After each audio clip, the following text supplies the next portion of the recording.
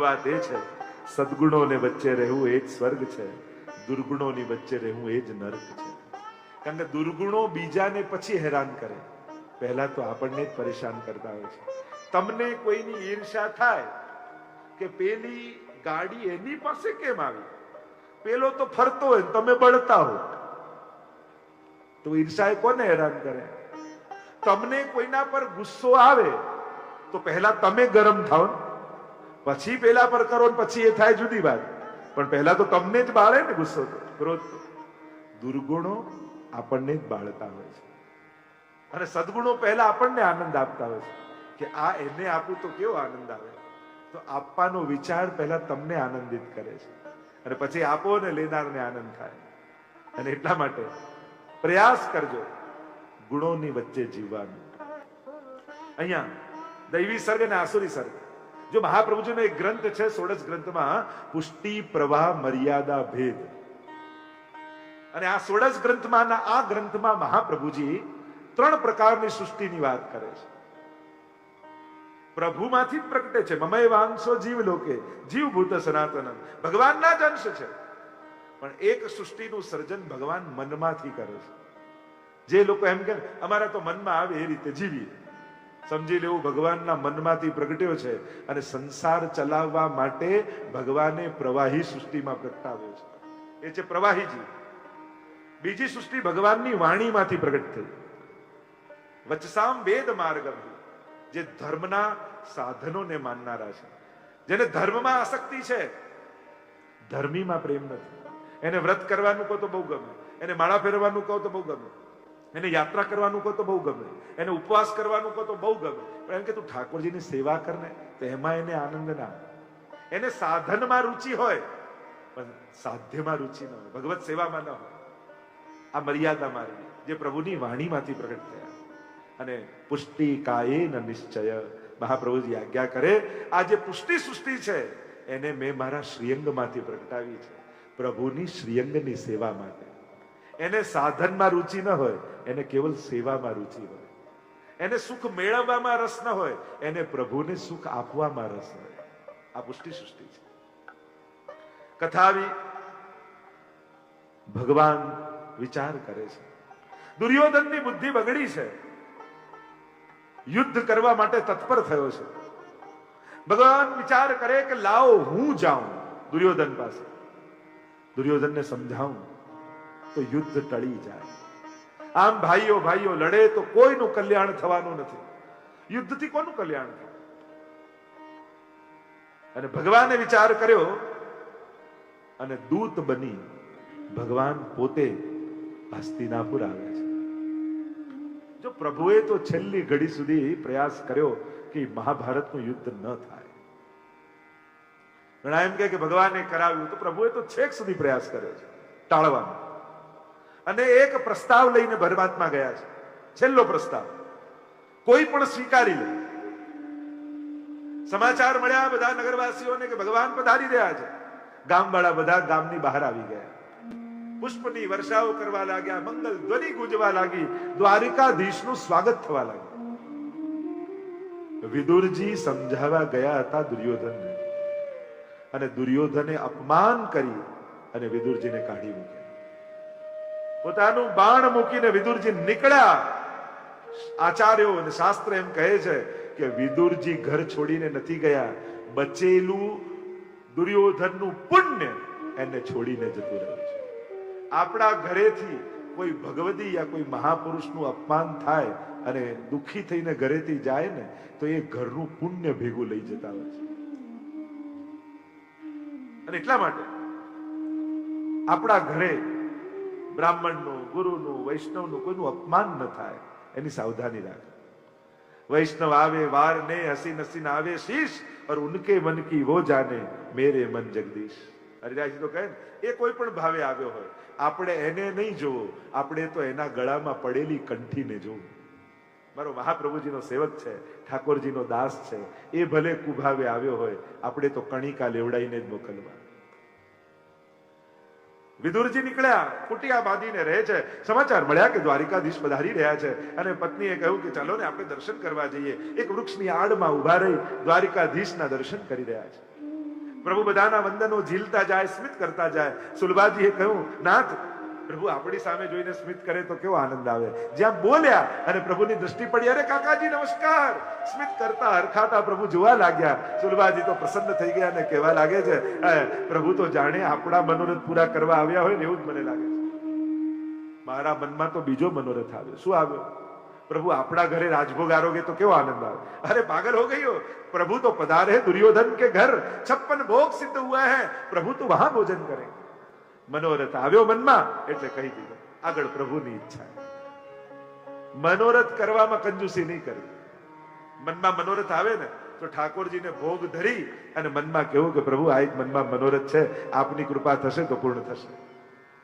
પણ મનોરથો જ એવા કરો કે જેને પૂરા કરવાની ઉતાવળ ઠાકોરજીને આવી જાય, જેમાં પ્રભુનું સુખ સમાયેલું હોય, એને તો મનોરથ કહેવાય. પ્રભુનો રથ ગયો દુર્યોધનને ત્યાં. દુર્યોધન છેલ્લો પ્રસ્તાવ લઈને આવ્યો છે. શું છે? તને ન ગમતા હોય એવા, જેમાં કાંઈ ઉગતું ન હોય એવા 5 ગામ તું પાંડવોને આપી દે. પાંડવોને મનાવવાની જવાબદારી મારી. સાવ બંજર જમીન હોય એવા 5 ગામનો સંકલ્પ કરી લે, યુદ્ધ ટળી જશે. પણ જાકો પ્રભુ દારૂણ દુઃખ દેઈ, તાકી મતી પહેલે હર લઈ. જેની બુદ્ધિ બગડી હોય ને એ ભગવાન અને ગુરુનું માનવા તૈયાર ન થાય. જેની મતી જ, જેનો સર્વનાશ થવાનો હોય ને, ભગવાન એની બુદ્ધિ પહેલા હરી લે. અને એટલા માટે એ નાશ પોતાના હાથે જ કરી લે.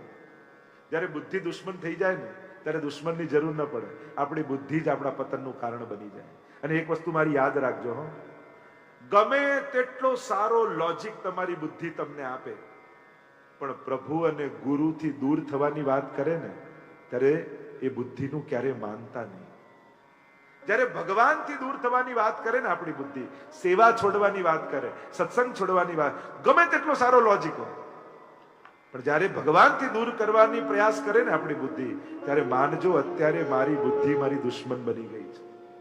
મને મારા ભગવાનથી દૂર કરવાનું સમજાવે છે. નહીં તો વિચાર કરો, બુદ્ધિથી પગનું ડિસ્ટન્સ કેટલું? 5 ફૂટ, 5.5 ફૂટ, 6 ફૂટ. પણ એ 5 ફૂટ એક વિચારને અંતર કાપતા કાપતા 60-60 વર્ષ જતા રહેતા હોય છે. બુદ્ધિનો એક વિચાર આચરણ બનતા બનતા જીવન નીકળી જાય છે. દર્શન કરવામાં 5 મિનિટ લાગે, પણ દર્શન કરવા જવું છે એ વિચાર આવતા આવતા 50-50 વર્ષ જતા રહે છે. નહીં તો દર્શન કરવામાં ટાઈમ લાગે, યમનાષ્ટક કરવામાં ટાઈમ લાગે 5 મિનિટ, પણ યમનાષ્ટક કરવું એ સંકલ્પ આવતા આવતા 50-50 વર્ષ જિંદગીના જતા રહે.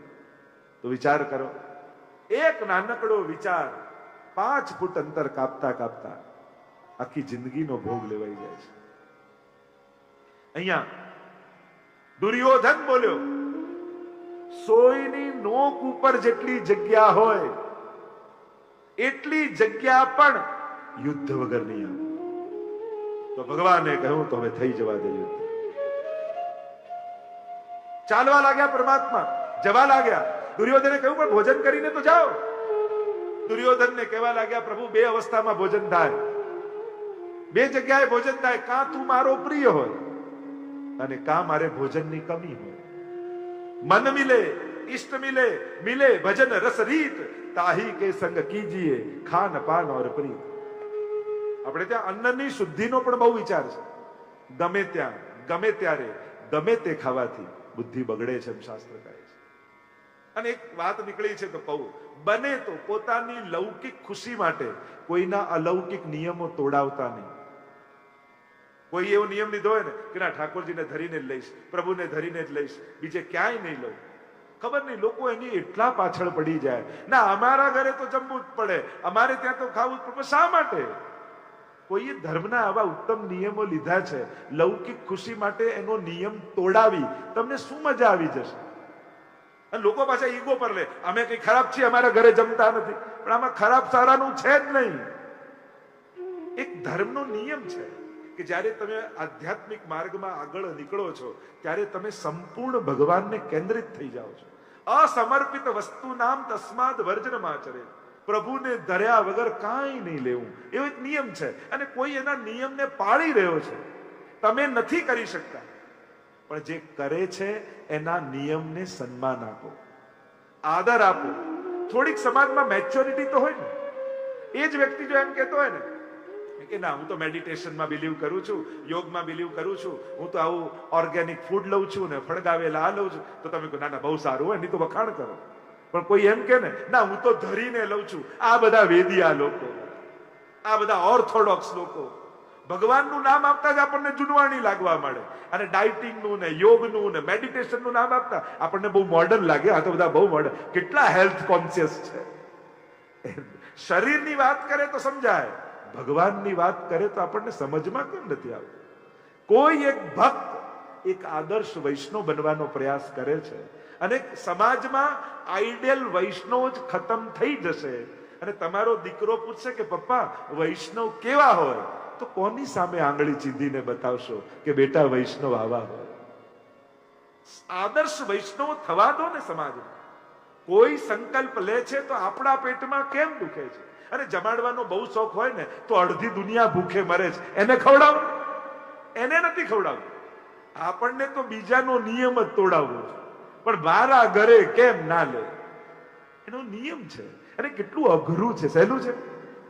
અને એનાથી મોટા થઈ જવાતું હોય તો તમે કરો, બનો મોટા. આ તપ છે.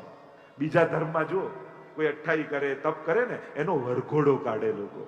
આણે આટલા વ્રત કર્યા, આના ઉપવાસ કર્યા, લોકો એનું સન્માન કરે. અને આપણે તો જો મરજા જ લે એટલે બધા પથરા લઈને ઉભા. આમ કેમ ના કરે ને, આમ કેમ ના કરે ને, અહીંયા કેમ ના ખાય? અરે અડધા દુનિયા ભૂખા મરે જ, ખવડાવો. કોઈના સંકલ્પોને પોતાની લૌકિક ખુશી માટે ન તોડ, આ અપરાધ છે. કોઈને એનો ધર્મ તોડાવવો આ દોષ છે. થોડીક મેચ્યોરિટી રાખો સમાજમાં. જે કરે છે એને રિસ્પેક્ટ આપો, સન્માન આપો. કે ના ના, અમારા માટે ના, તમે અમારા લગ્નમાં આવ્યા છો, તમે કહો તો હવેલીમાં પ્રસાદ પાતળની વ્યવસ્થા કરીએ, તમે લોકો તો ફળ લાવી આપીએ, પણ અમારી ખુશી માટે તમારો નિયમ ન તોડતા. તમે આટલો સુંદર સંકલ્પ લઈને જીવો છો, અમે નથી કરી શકતા, પણ જે કરે છે ને એનું અમે રિસ્પેક્ટ કરીએ છીએ. આટલી મેચ્યોરિટી ખરી આપણા બધામાં કે કોઈ મરજાદ લઈ ભગવત પરક ઠાકોરજી માટે જ જીવતો હોય એનું તમે સન્માન કરી શકો, એના આ આચાર વિચારને રિસ્પેક્ટ આપી શકો. દરેક વાતમાં ઈગો પર લેવાની જરૂર નથી. આ એક ધર્મનો નિયમ છે અને દરેક ધર્મમાં, દરેક સંપ્રદાયમાં હોય છે. ધીમે ધીમે ધીમે ધીમે ભગવાન કેન્દ્રિત થઈ જવું સહેલું છે. કેટલું મોટું તપ હોય છે. આ તપસ્વી છે આપણે ત્યાં. કેટલો બધો ભોગ આપી, નહીં તો જીભના સ્વાદ કોને ના ગમતા હોય? બધાને ગમતા હોય, પણ પ્રભુ માટે સ્વાદ વિવાદ હર્ષ આતુરતા ઇતને દંડ જો સહીએ તભી હરિરસ જાય તભી પહીએ. ત્યારે ભગવદ રસ મળતા હોય છે, જ્યારે આ બધું સહન કરે. વૈષ્ણવ આ બધું સહેલું નથી, પણ જે કરતું હોય એને રિસ્પેક્ટ આપો, એને એટલું માન આપો કે બીજાને એના જેવા થવાની ઈચ્છા થાય. આપણે તો એ લોકોનું એવું અપમાન કરી દઈએ છીએ કે સમાજમાં પ્રેરણાઓ જ ખતમ કરી દઈએ છીએ. અને જે સમાજ પોતાના સમાજના આઈડિયલોને ખતમ કરી નાખે પછી સમાજ દિશા શૂન્ય થઈ જાય છે. વૈષ્ણવ કેવા હોય એ જ જ્યારે ખતમ કરી નાખશો તો કોની સામે આંગળી ચીંધીને કહેશો કે આ સાચો વૈષ્ણવ આવો હોય? તો આવા સાચા વૈષ્ણવ સમાજમાં વધે એના માટેની વ્યવસ્થાઓ ઊભી કરો, પ્રેરણાઓ આપો, પ્રોત્સાહનો આપો કે ના ના કરો, અમે તમારી સાથે છીએ, અમે તમને મદદ કરીશું. અરે જો ઘર ઘરમાં ભાઈઓ એટલું કહી દે ને કે જો તારાથી નહીં થાય એટલા દિવસ હું ઠાકોરજીને સાચવી લઈશ, તો દરેક ઘરે પુષ્ટાયેલા ઠાકોરજી બિરાજી જાય. આટલી તૈયારી બતાવવાની છે. ખાલી ચિંતા ના કરીશ, તારે કરવી છે ને સેવા, તે જિંદગીભર મને સાથ આપ્યો છે મારા લૌકિક કાર્યોમાં, તો તારા અલૌકિક કાર્યમાં હું તને સાથ આપીશ. તારાથી નહીં થાય એટલા દિવસ જેટલું આવડશે એટલું કરીશ, પણ ઠાકોરજીનું હું કરીશ. તું પુષ્ટાવ ઠાકોરજી, આપણા ઘરે ઠાકોરજી બિરાજે, એનાથી મોટું બીજું કાંઈ આપણા માટે ના હોય છે. તો કેવું સુંદર સંકલ્પ થઈ જાય. ઘર ઘરમાં બધી ભક્તિ અને અનુકૂળતા થવા લાગે. અને ઘરમાં એ 2x2 નું મંદિર એ કેવલ 2x2 નું ખાનું નથી, પણ આપણી આવતી પેઢીને વૈષ્ણવ બનાવી રાખવાનું એક સ્થાન અને પ્રેરણા છે. મેં તો ઘણી જગ્યાએ વિદેશમાં જોયા છે, પોતે ત્યાં ઘરે હતો, કરતો નતો, પણ એને યાદ છે અમારા બા ઠાકોરજીની સેવા કરતા એટલે અમારા ઈષ્ટ શ્રીનાથજી છે, અમે વૈષ્ણવ છીએ અને મહાપ્રભુજી અમારા ગુરુ છે. આ એક નાનકડું ખાનું તમારી આવતી પેઢીને વૈષ્ણવ બનાવીને રાખે છે. એ 1 કલાકની સેવા તમારી આવતી પેઢીને વૈષ્ણવતાની ખાતરી આપે છે. એટલે બહુ મોટી વાત છે. જેને આપણે નાની ઘટના ગણીએ છે ને, એ આવતી પેઢીમાં કેટલી મોટી અસર પાડતી હોય છે એની આપણે કલ્પના નથી કરી શકતા. હા, અમારા બાપને મિશ્રી આપતા, અમારા બાપને લાડુડી આપતા, અમને દંડવત, આ નાના નાના સંસ્મરણો તમારી આવતી પેઢીને વૈષ્ણવ બનાવીને રાખે છે. અને એટલા માટે દરેક ઘરે ભગવત સેવા હશે તો આપણી આવતી પેઢી પણ પોતાને વૈષ્ણવ કહેવડાઈને ગૌરવનો અનુભવ કરશે. અહીંયા જે ચર્ચા કરી રહ્યા છે, 2 અવસ્થામાં ભોજન થાય, કાં તું મારો પ્રિય હોય ને કાં મારે ભોજનની કમી હોય. તો કહ્યું કે અહીંયા તમને ભોજન કરાવશે કોણ? પ્રભુએ કહ્યું મારું ભોજન તો ક્યારનું તૈયાર છે. રથ પર સવાર થયા, સારથીને કહ્યું કે રથ લઈ લે વિદુરજી ના ઘરે. અને વિદુરજી હાથમાં માળા લઈ જાપ કરવા બેઠા છે. શ્રી કૃષ્ણ શરણમ મમ, શ્રી કૃષ્ણ શરણમ મમ, શ્રી કૃષ્ણ શરણમ મમ. સુલભાજી સ્નાન કરવા ગયા છે. હવે એક ક્ષણ માટે વિચારો, તમે ડ્રોઈંગ રૂમમાં માળા લઈને ફેરવતા હો, શ્રી કૃષ્ણ શરણમ, શ્રી કૃષ્ણ, એટલામાં દરવાજો ખટખટે અને તમે દરવાજો ખોલો અને સામે ઠાકોરજી ઉભા હોય તો કેવો આનંદ આવી જાય. અને અહીંયા વિદુરજીનો દરવાજો ખટખટ્યો, જ્યાં દ્વાર ખોલ્યા અને સ્વામી દ્વારિકાધીશ ઉભેલા જોયા, અવાક બની ગયા, ચોધાર નેત્રોમાંથી અશ્રુપાત થવા લાગ્યા. ટગર ટગર ટગર બસ બંને આમ બેઠા રહ્યા. પ્રભુની રૂપ માધુર્યનું મુખારવિંદ તરફ જોતા જોતા અહનિમેષ પાર કરવા લાગ્યા. પ્રભુને થયું 10 મિનિટ, 15 મિનિટ, અડધો કલાક લાગે છે. ઉપવાસનો દિવસ લાગે છે. આ ભોજનનું પૂછતા નથી. ન રહેવાયું ત્યારે કહ્યું કાકાજી બહુ ભૂખ લાગી છે, ભોજન છે? અરે પ્રભુ આજ તો અમારો મનોરથ હતો. દોડતા ગયા, કેળું લઈને આવ્યા અને દ્રષ્ટિ તો રૂપમાંથી મુખમાંથી હટતી નથી. અને સુરવાજી આમ કેળું છોલે, છાલ ફેંકવાની જગ્યાએ કેળું ફેંકે અને છાલ પ્રભુને આપે. પ્રભુને થયું કે ગીતાજીમાં મારે બોલવાનું જ છે, પત્રમ પુષ્પમ ફલમ તોયમ યો મે ભક્ત્યા પ્રયચ્છતિ. લાવો પહેલા આરોગી જો. અને પ્રભુ છિલકા આરોગવા લાગે. ફરી સુલભાજીએ કેળું છોલ્યું. પ્રભુને થયું હમણાં કેળું આવશે ને કેળું ફેંકીને પાછું ચાલે. પ્રભુ આરોગે છાલ. 3 વાર આવું થયું એટલે હવે વિદુરજીની દ્રષ્ટિ ગઈ. અરે સુલભા, પ્રભુ कैसे આરોગાયા જાતા? લાવ મુझे તો. લીધી છાલ, કેળું છોલ્યું, છાલ છાલ ફેંકી, કેળું પ્રભુને આપ્યું. પ્રભુ આરોગ્યા અને એટલું બોલ્યા, કાકાજી જે છાલમાં મીઠાશ હતી એ કેળામાં નથી. પ્રભુએ કૃપા કરી વિદુરજી પર. આપણે ત્યાં પદ્મનાભદાસજીની વાર્તા આવે ને, ભોગ ધરવાનું કાંઈ ન રહ્યું ઘરમાં. મથુરાધીશને પૂછ્યું, બાબા મારી જોડે ભૂખ્યા રહેવું છે કે ત્યાં વલ્લભના ઘરે 56 ભોગ આરોગવા છે? અરે મને તો મહાપ્રભુજીએ તારા માથે પધરાવ્યો, ભૂખ્યો રહીશ પણ તને છોડીને નહીં જાઉં. છોલે પલાળે અને છોલે પલાળેલા છોલેની ઢગલી કરે. આ દાલ છે, આ ભાત છે, આ શાક છે, આ રોટી છે. અને મથુરાધીશ એ ભાવથી આરોગે.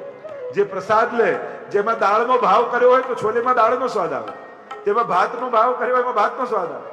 અને જ્યારે એ જ મથુરાધીશ ગિરધરજીના માથે પધાર્યા, પ્રથમલાલજીના માથે વિશાળ 56 ભોગ કર્યો. મથુરાધીશને પૂછ્યું, લાલજી બાબા 56 ભોગમાં આનંદ આવ્યો?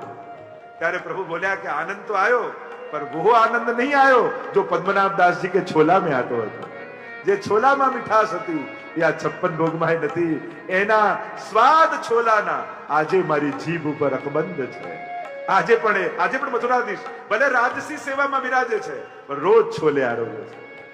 પ્રભુ ભગવદીઓના ભાવનું ગ્રહણ કરે છે, વસ્તુ તો પ્રસાદ બનાવીને પાછી આપી દે છે.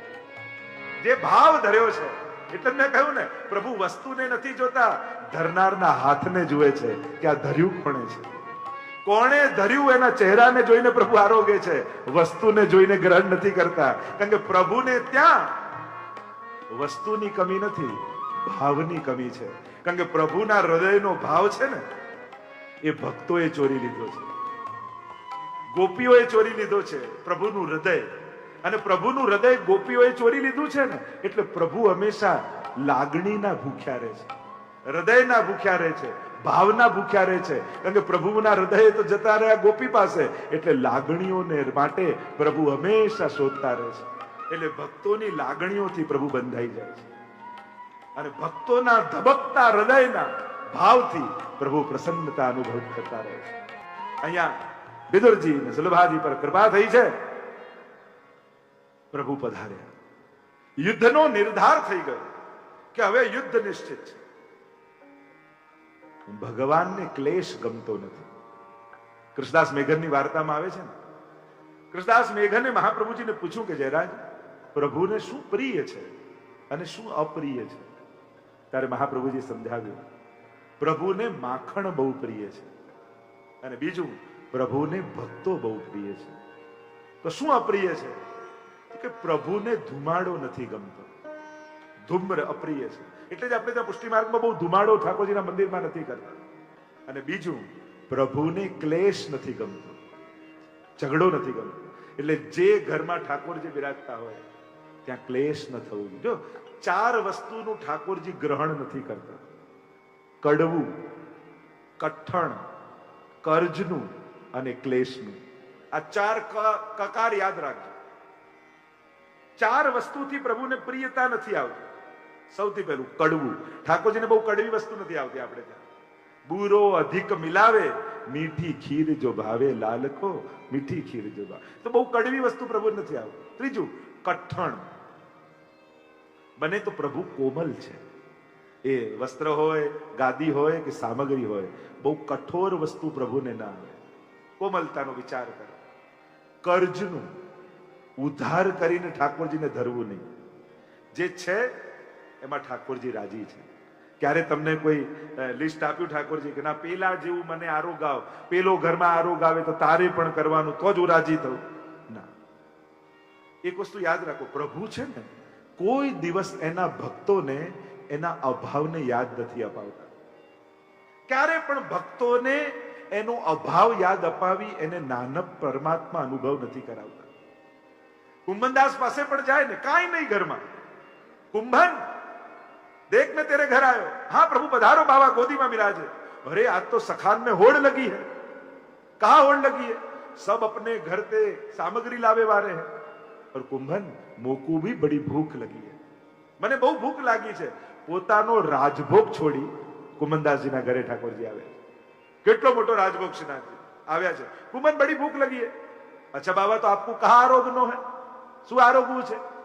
તો ઠાકોરજી એ જ વસ્તુના નામ લે છે જે કુંભનદાસના ઘરે બન્યું છે.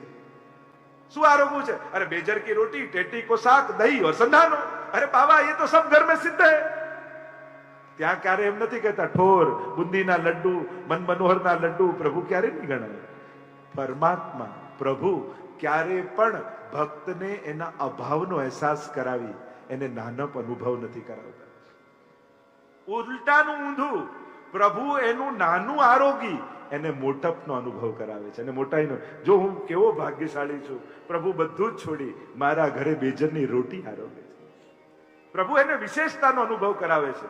અને એક વસ્તુ યાદ રાખો, તમારી અસમર્થતા એ તમારી ભક્તિ માટેની અયોગ્યતા નથી. દરેક વ્યક્તિ કેપેબલ ના હોય બધા માટે.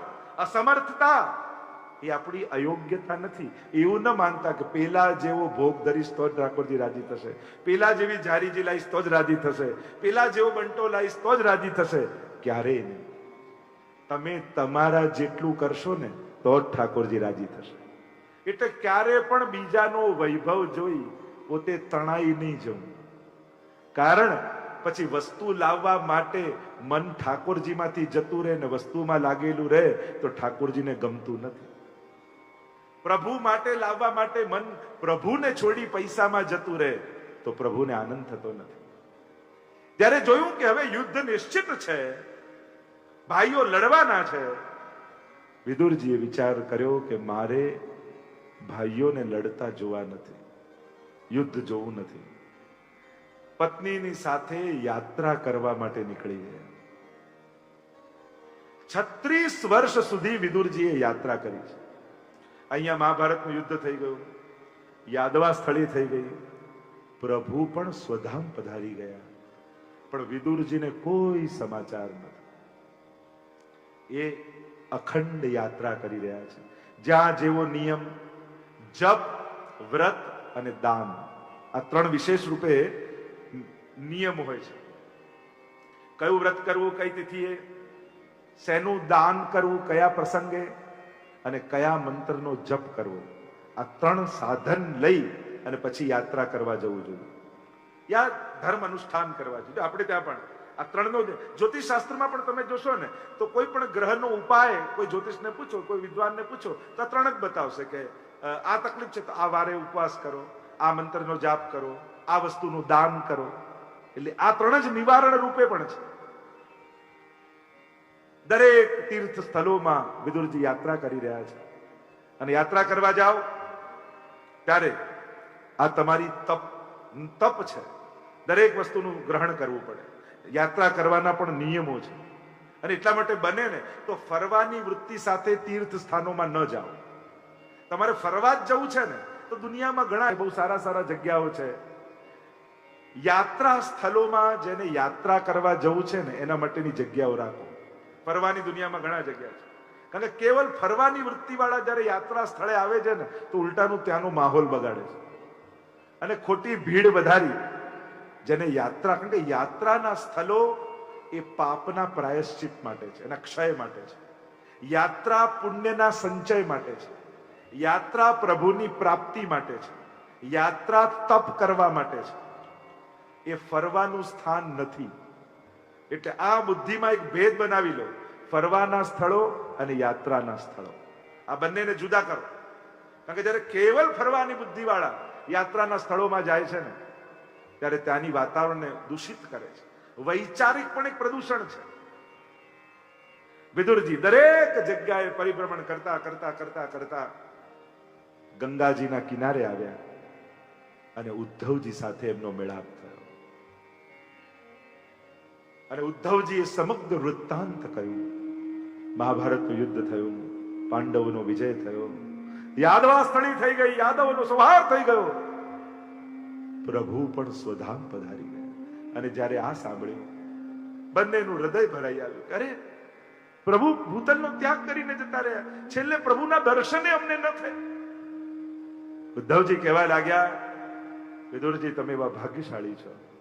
લોકો પોતાના જીવનના અંત સમયમાં ભગવાનને યાદ કરે, ભગવાન એમના અંત સમયમાં તમને યાદ કરતા હતા. અને મને કહ્યું છે વિદુરજીને કહેજો કે મૈત્રેય મુનિને જઈને મળે.